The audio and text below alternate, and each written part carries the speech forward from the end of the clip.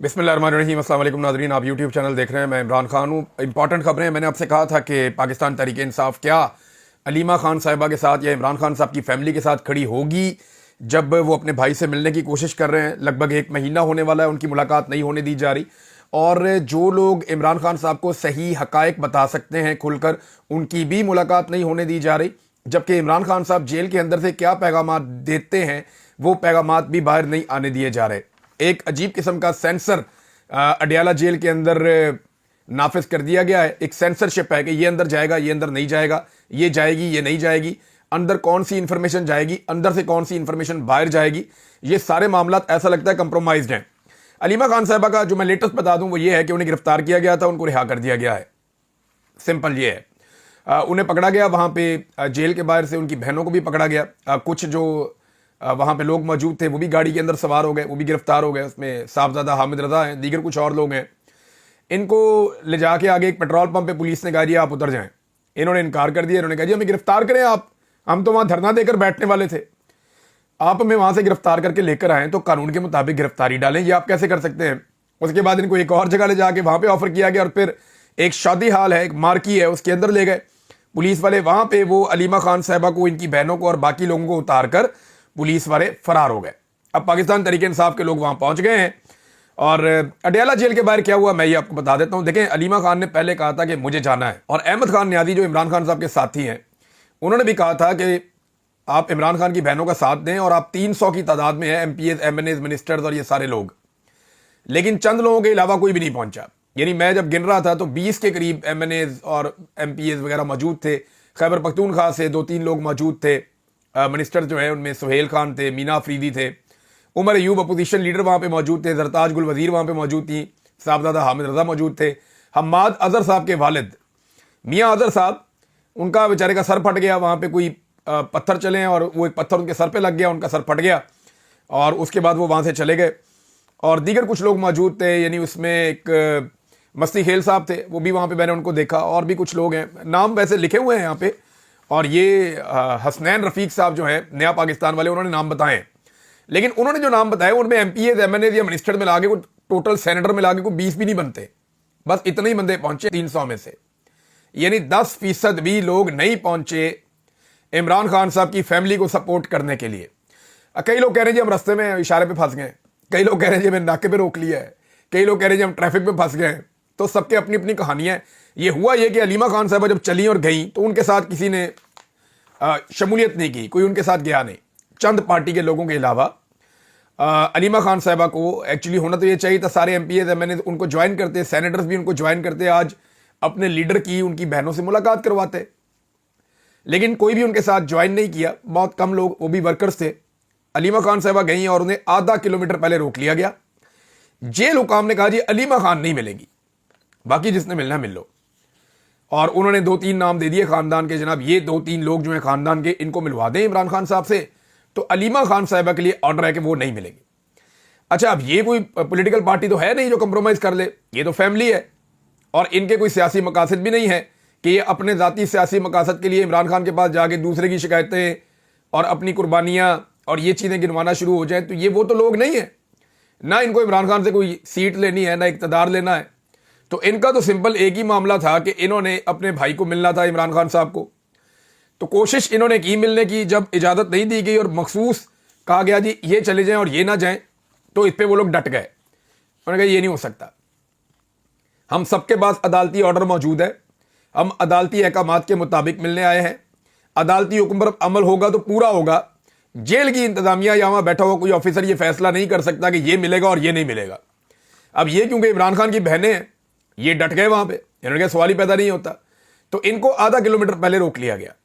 जो लोग मिलने के लिए गए उनके नाम मैं आपको बता देता हूं, जो लोग मिले हैं और वो कैसे मिले वो भी मैं आपको बताता हूं। यहां कुछ लोग अंदर गए, उनमें डॉक्टर इमरान मलिक साहब हैं, जहीर गुल साहब हैं, मुबशर साहब हैं को बैरिस्टर, उनके अलावा जी बैरिस्टर घोर साहब हैं, अली जफर साहब हैं, और ये सारे लोग जो है ये मिलने के लिए गए। ये इमरान खान साहब से मिले जेल में जाके। वहां पे जो इमरान खान साहब ने कहा वो मैं बाद में बताता हूं, लेकिन पहले आप सलमान अकरम राजा साहब का ये चंद ट्वीट्स हैं, ये आप देखें तो आपको पता चल जाएगा कि इमरान खान की बहनें कैसे डट जाती हैं और ये लोग कैसे बुज़दिल बन जाते हैं, पीछे हट जाते हैं। انہوں نے کہا جی عمران خان کی بہنوں نورین بی بی اور عظما بی بی نے علیمہ آپا کے بغیر خان صاحب سے ملاقات سے انکار کر کے ثابت کیا ہے کہ وہ اسٹیبلشمنٹ کی خواہشات کے تابع نہیں ہیں. یعنی اسٹیبلشمنٹ کی خواہش ہے کہ یہ والی بہن نہ ملے باقی مل لیں, تو انہوں نے انکار کر دیا. انہوں نے کہا ملیں گے تو سب جا کے ملیں گے ورنہ نہیں ملیں گے, اسٹیبلشمنٹ کی خواہش کے تابع ہم نہیں ہیں, یہ ثابت کیا انہوں نے. کاش پارٹی کے ذمہ داران بھی ایسا کردار رکھتے. آج لسٹ میں نام ہونے کے باوجود خان صاحب سے ملنے والوں نے اطاعت گزاری کی ہے. آج لسٹ میں نام نہ ہونے کے باوجود جو لوگ خان سے ملے ہیں انہوں نے اطاعت گزاری کی ہے. یعنی وہ یہ کہہ رہے ہیں کہ عمران خان صاحب کی فیملی نے اسٹیبلشمنٹ کی خواہش کے مطابق گھٹنے نہیں ٹیکے, لیکن آج جو لوگ جا کے عمران خان صاحب سے ملے ہیں انہوں نے گھٹنے ٹیکے ہیں خواہش کے مطابق, جو خواہش ہے اسٹیبلشمنٹ کی. اب یہ کیا ہوا یہ میں آپ کو بتاتا ہوں. یہ جو لوگ ملنے گئے ہیں نا ان کے نام نہیں تھے لسٹ کے اندر. سلمان اکرم راجہ صاحب نے ان کے نام دیے نہیں تھے جیل حکام کو, بس جیل حکام نے کہا اے بندے اپنے نے ملاؤ جی, اسٹیبلشمنٹ کو پتا نا اپنے بندے ملاؤ جی. اب اس کے اندر کہا مجھے اڈیالہ جیل سے چند میل دور پولیس کے ناکے پر روک دیا گیا. میں آج عدالتی حکم کے تحت وکلا کی عمران خان صاحب سے ملاقات کروانے کے لیے پہنچا تھا اور بیرسٹر گوہر کو آگے جانے کی اجازت دے دی گئی. بیرسٹر گوہر صاحب کو تو مل ہی جاتی ہے اجازت. میں منتظر ہوں, میری گاڑی کے آگے مسلح نرغہ ہے, مجھے آگے نہیں جانے دیا جا رہا. پیدل چلنے پر مجھے سپاہیوں کی نفری نے روک لیا ہے. وہ کہتے ہیں میں گاڑی لے جاتا ہوں تو مجھے روک لیتے ہیں, زبردستی ناکا لگا دیا انہوں نے. میں اتر کے پیدل جانے کی کوشش کرتا ہوں تو مسلح سپاہی مجھے روک لیتے ہیں کہ آگے نہیں جانا. اور بیرسٹر گوہر صاحب کی گاڑی بھی جاتی ہے, بیرسٹر گوہر صاحب کو جانے بھی دیتے ہیں, حالانکہ ان کا نام ملاقاتیوں میں نہیں ہے, میرا نام ملاقاتیوں میں ہے. ان کو ملنے دیا جا رہا ہے, مجھے نہیں ملنے دیا جا رہا. اور بیرسٹر گوہر انکار نہیں کر رہے کہ میں نہیں ملتا. یعنی یہ انہوں نے شکوہ کیا سلمان اکرم راجہ صاحب نے کہ آج لسٹ میں نام نہ ہونے کے باوجود خان سے ملنے والوں نے اطاعت گزاری کی ہے. یعنی اطاعت کی ہے انہوں نے ملٹری اسٹیبلشمنٹ کی. سلمان اکرم راجہ صاحب ایک اور بات کہتے ہیں کہ آج وزیر اعظم عمران خان سے ملاقات کے لیے 6 وکلا کے نام دینا میرا فرض تھا. خاندان کے نام نہیں دیے جاتے. ظہیر عباس اور نیاز اللہ نیازی کے نام خان صاحب کی ہدایت اور مشال یوسف زئی کا نام بشرا بی بی کی ہدایت پر دیا گیا. 2 نام لاہور ہائی کورٹ اور ڈسٹرکٹ بار کے صدور کے ہیں. 6 میں خود ہوں, لیکن نہیں ملنے دیا گیا. پھر وہ بتاتے ہیں کہ کیسے ان کو روکا گیا اور کیا کچھ کیا گیا. اب ایک اور انہوں نے ٹویٹ کیا, انہوں نے کہا جی عدالتی حکم کے باوجود عمران خان صاحب سے ان کے رفقا کی جمعرات کو میٹنگ 5 ماہ سے نہیں کروائی گئی. جنید اکبر, عالیہ حمزہ, صاحبزادہ حامد رضا, علامہ ناصر سمیت کئی نام میں ہفتوں سے دے رہا ہوں. توہین عدالت کی پٹیشن عدالت میں دائر ہے. میں پارٹی کے اندرونی اختلافات کا حصہ ہرگز نہیں بنوں گا. اب دیکھیں نا, یہ 2 طرح کے لوگ ہیں جو عمران خان صاحب سے اڈیالہ میں ملنے جاتے ہیں. ایک طرح کے لوگ وہ ہیں جن کو اسٹیبلشمنٹ فوری طور پہ کہتی ہے آؤ جی آؤ ملائیں آپ کو, آئیں جی بسم اللہ ملیں آپ. ماضی میں آپ کو یاد ہے شیر افضل مروت صاحب کیسے, ابھی میں آپ کو گارنٹی کرتا ہوں کہ اگر عمران خان صاحب کہنا میں نے شیر افضل مروت سے ملنا ہے تو آج رات کو بھی ملاقات ہو جائے گی, کل بھی ہو جائے گی ملاقات. علی امین گنڈا پور صاحب سے وہ کہیں گے میں نے ملنا ہے تو فوراً ملاقات ہو جائے گی. بیرسٹر سیف سے ملنا چاہیں گے فوراً ملاقات ہو جائے گی. اور بہت سارے لوگ ہیں جیسے کہ بیرسٹر گوہر صاحب سے ملاقات ان کی ہو گئی. تو جو لوگ پولیٹیکل لوگ ہیں, جن کی سیاسی سوچ ہے, جو جمہوری سوچ رکھتے ہیں, جن کا اپنا ایک ریکارڈ ہے, وہ جب ملنا چاہتے ہیں تو ان کو نہیں ملنے دیا جاتا.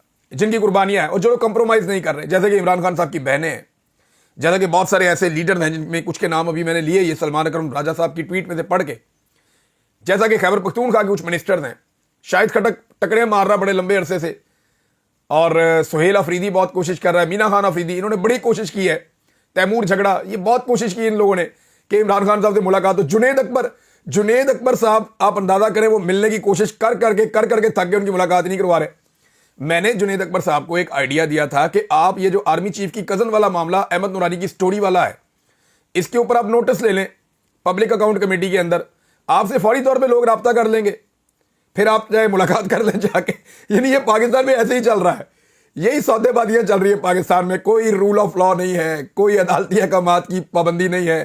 وہ کیس جو ہے کیا نام ہے حاجرہ سہیل والا, وہ کیس اٹھا لیں جنید اکبر صاحب, چلے ان کی بیٹیوں والا نہ اٹھائیں. اگر اتنا ان کو لگتا ہے کہ یہاں پہ لائن کراس ہو جائے گی یا پرابلم بڑھ جائے گی تو آرمی چیف کی بیٹیوں والا نہ اٹھائیں, لیکن کم سے کم حاجرہ سہیل والا کیس اٹھائیں, ذرا تھوڑا سا اس کیس کو رگڑا دیں.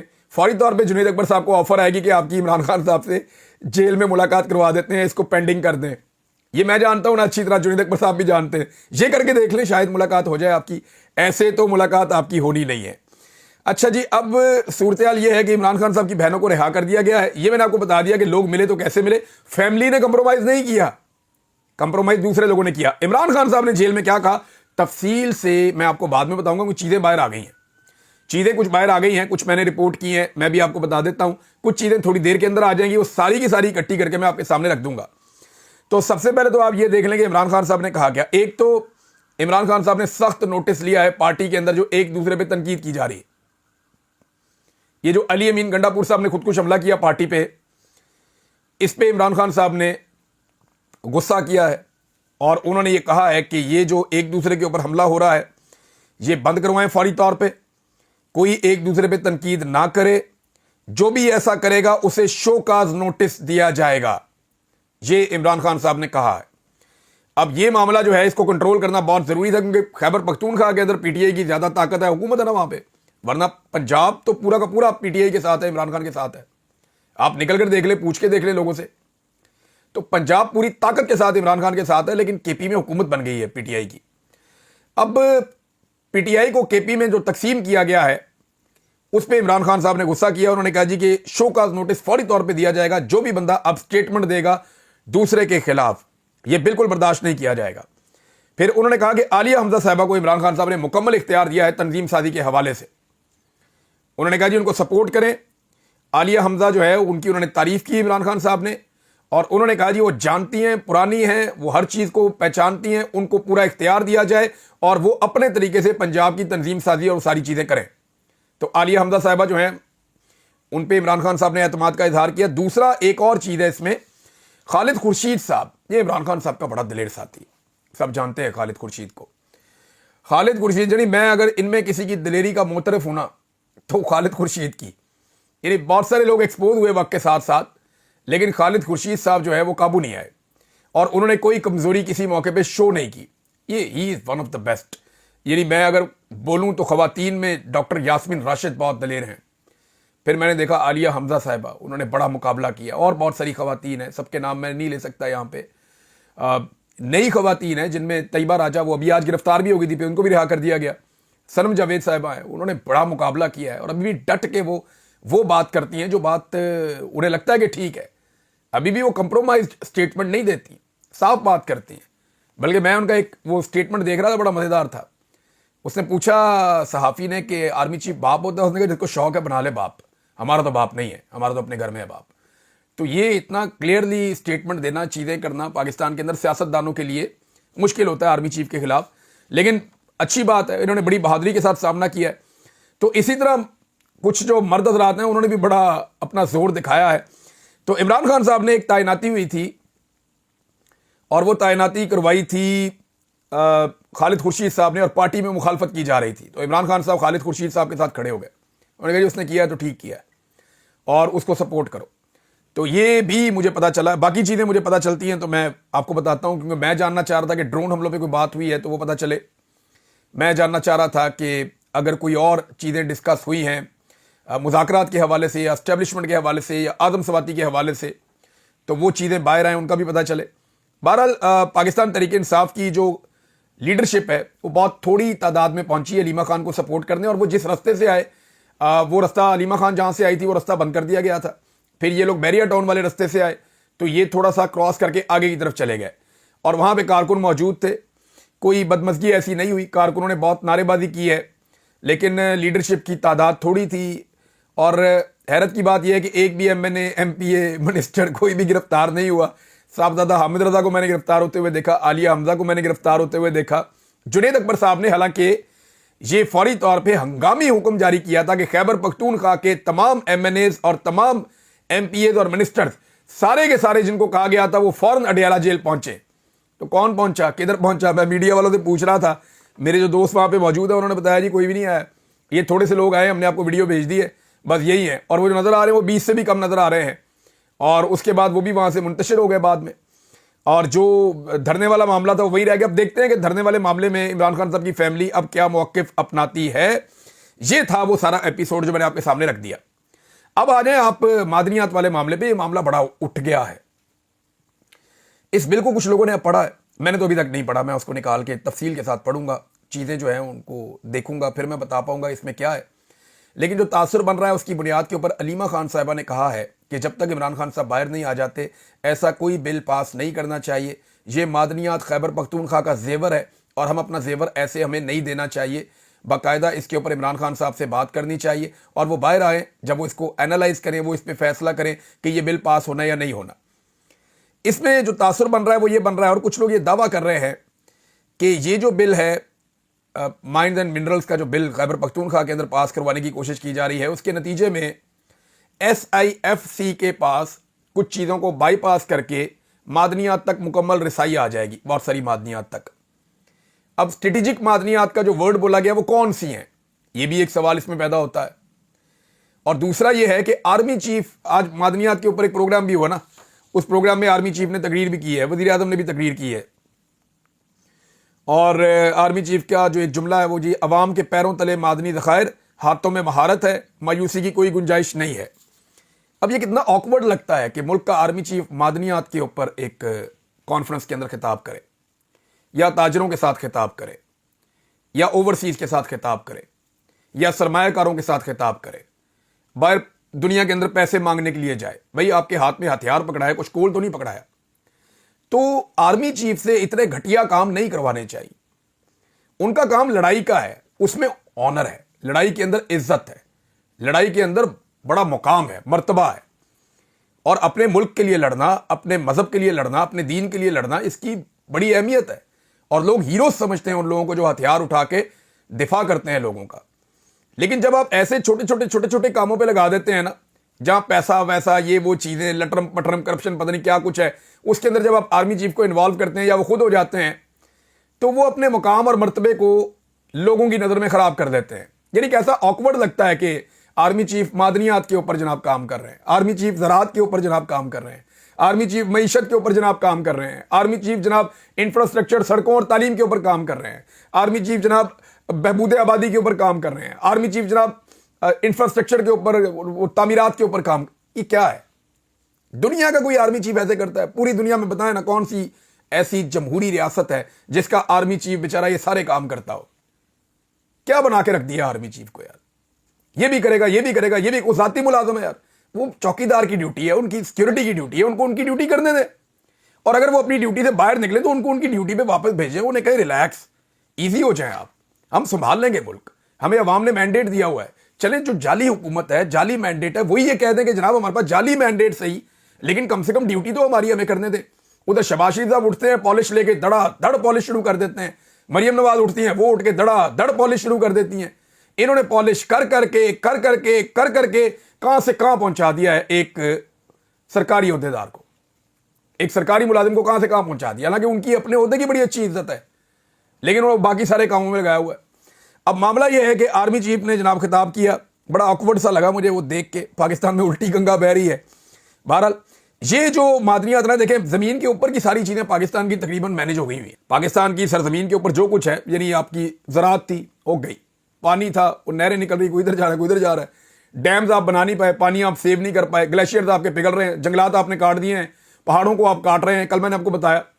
تو جو پاکستان کی زمین کے اوپر جو کچھ پڑا ہوا تھا وہ تو ہم نے برباد کر دیا بہت حد تک. اور ابھی بھی اگر یہ ملک اپنے لوگوں کے حوالے کر دیا جائے تو لوگ اپنے ملک کو آج بھی سنبھال لیں گے. لیکن جو اشرافیہ ہے یا مافیا ہے, انہوں نے پاکستان کا جو اوپر والا ایریا ہے نا اس کو تو صاف کر دیا. اب وہ دیکھ رہے ہیں زمین کے اندر کیا ہے.